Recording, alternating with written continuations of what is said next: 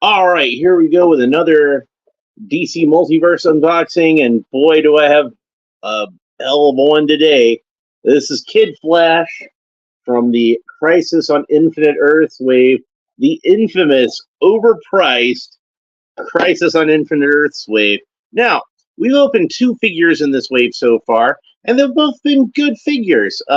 Psycho Pirate, I enjoyed a lot more than I thought I would. I was pretty impressed with that figure. Uh, the Spectre, perfection. That was a figure I was very much looking forward to. Very excited to open. Do I have him over here? No, he's over there somewhere. Very excited to open up that particular figure. He was the one I was actually looking forward to the most. He was the reason that I ordered this whole box set, and the reason I have this figure. Okay. So, first of all, I want to say, for those of you who don't know, Wally West, aka Kid Flash, aka the Flash that I grew up with in the post-Crisis Flash series, he was actually my Flash. He was one of my favorite characters. I much prefer him over Barry Allen, as controversial his opinion as that might be to some people. There's the artwork on the back. We have a lovely George Perez drawing of the Monitor. We have instructions on how to assemble the Monitor. And we have cross-sell artwork of Kid Flash, Psycho Pirate, the Spectre, and Superman of Earth 2. But I am underwhelmed by this figure, and there's a whole lot of reasons for that. But I'll go ahead and mention, before I even open it up, the most infamous reasons is those tiny, tiny, tiny little hands. We are definitely going to address the tiny, tiny, tiny little hands. So let's not waste any more time. Let's go ahead and open it up, because we've already talked about this package plenty of times. I've already discussed this ad nauseum. I'm tired of talking about the Mcfarlane DC Multiverse packaging. It's the least interesting thing about these figures, and we've been over it 1,000 times. And so far this week, I've been over specifically the Crisis on Infinite Earths edition of this package. This is like the third time I've had to talk about it at all. So, without further ado, let's get to the unboxing. So, first of all, we've got the legs of the Monitor.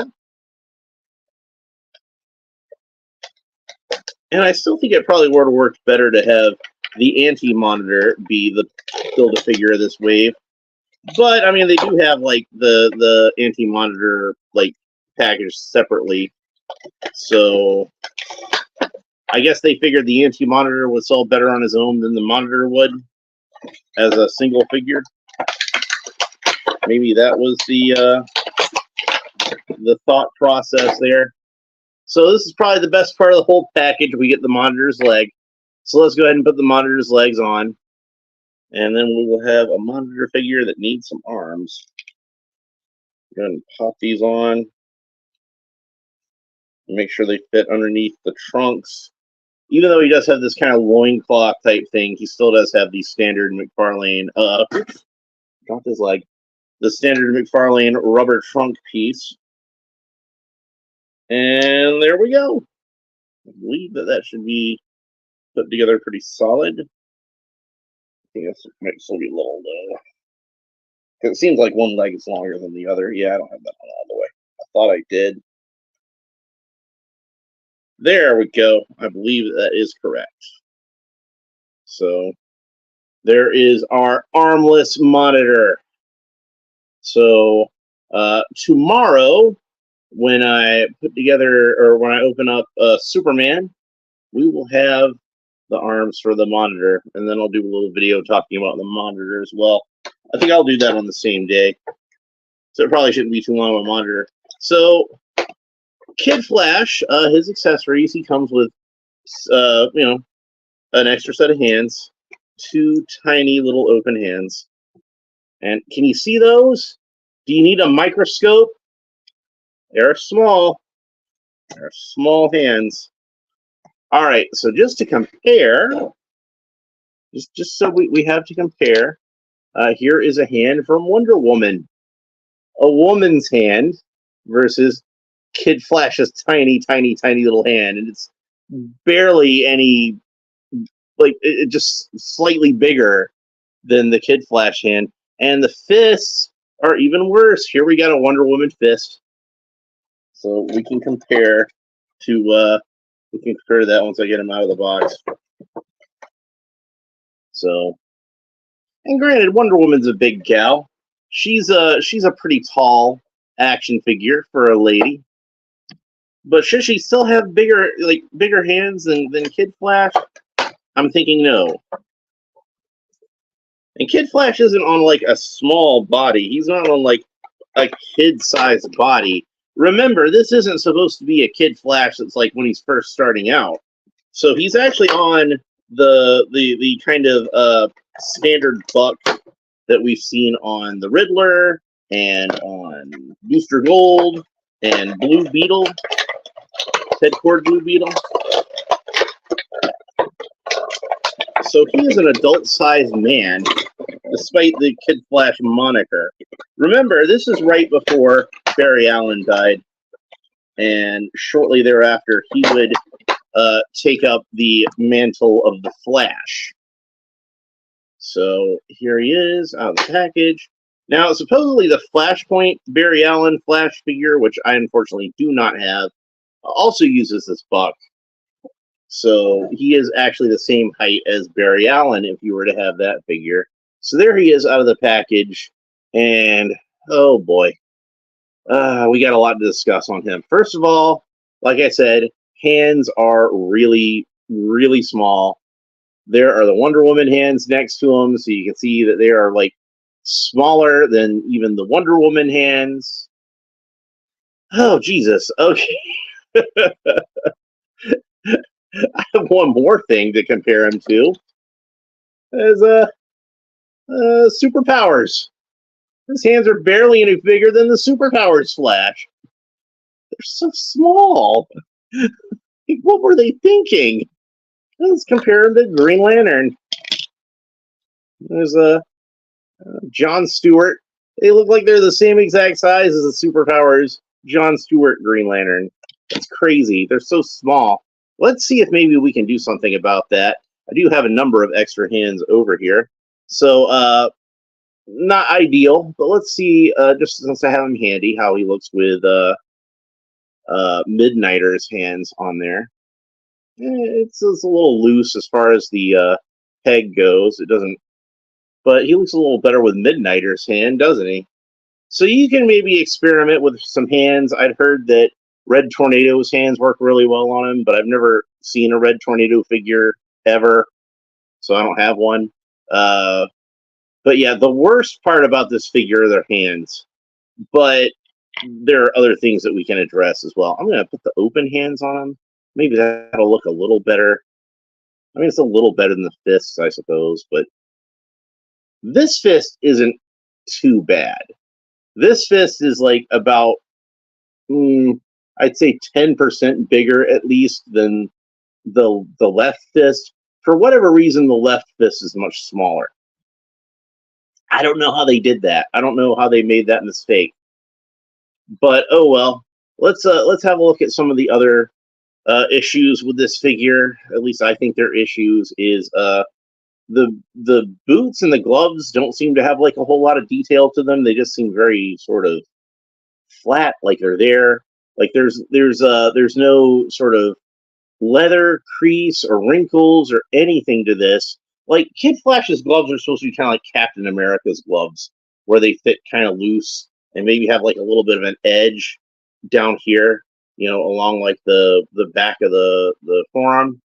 But this has got nothing. It's just kind of like almost like he's got a Dixie cup that he cut a hole in the end and stuck his tiny little fist through. It's like, that's what it looks like to be like one of those red Solo cups, not Dixie cups. You know what I'm talking about. Like when you go to play beer pong, only Solo cups have like a ridge to them, so at least they have some detail to them. And it's like, it's not even just that. It's not the lack of detail as far as, they could be just flush with his shins, but like, look, it's just like, there's not even like detail of like musculature or anything on there. Like, to compare again to the Riddler, who basically uses the same body, like, you can see the shape of the shins, you can see the shin bone and the calf muscles at the back. You see that? Like how it actually looks like a leg and not like a tube that, that kind of tapers a little bit. Oh, that's very disappointing. And then this is a problem that I find often happens with Kid Flash figures, and maybe it's just the nature of the costume. He's got a yellow costume, but anytime they it seems like they try to make a Kid Flash figure and they mold him in yellow plastic, it just seems to have like kind of like this translucent sort of quality to it. Like, I think it would work better if they put yellow paint on there. And still use the yellow plastic, in case there's paint rubs or anything like that. But, paint it yellow, and that'll give it, like, I think, a little more gravity. But as it is, it just makes it look sort of more plasticky. I don't know if it's coming across on the camera that way, but it's something that always tends to bother me with Kid Flash figures. For whatever reason, it seemed to suffer from this more than any other character that's wearing yellow.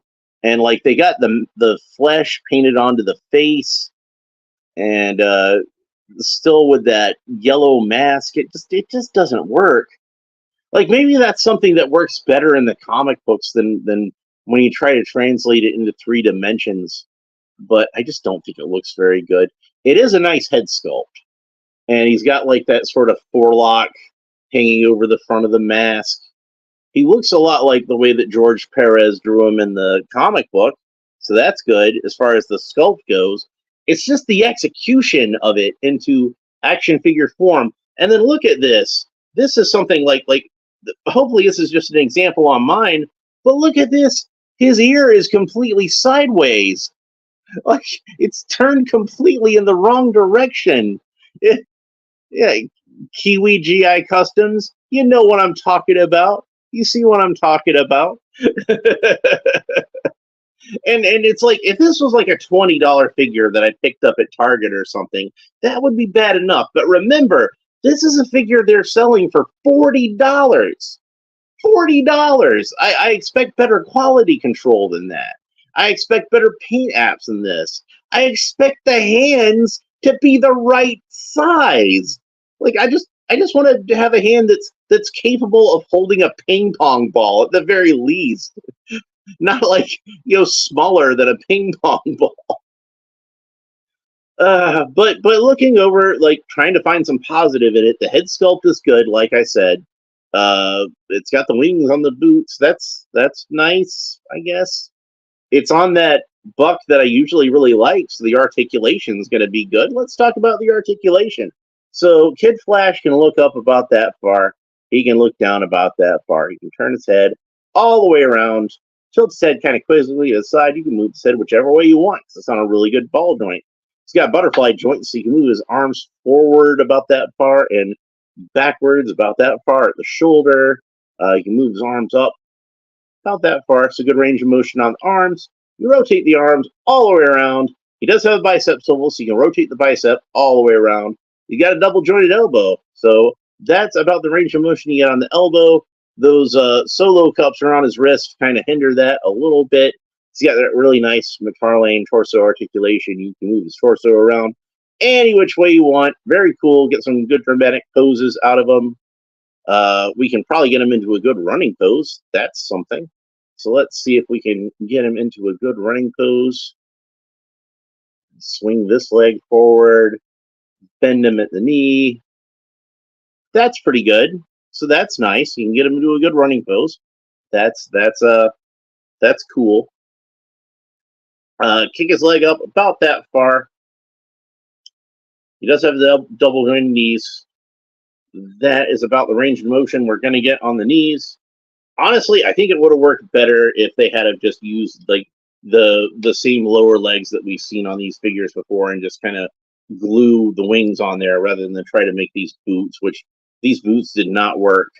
Okay, so ankle articulation, he does not have a boot cut, which seems like he would have a boot cut since it is a separate piece of plastic with the red and the yellow. They could have easily done him a boot cut.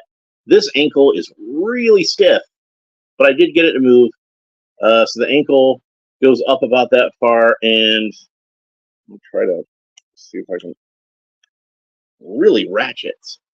Points down about that far. And since it is on a ball joint, you can move that around any which way you want. Never force your joints. I'm gently coaxing this.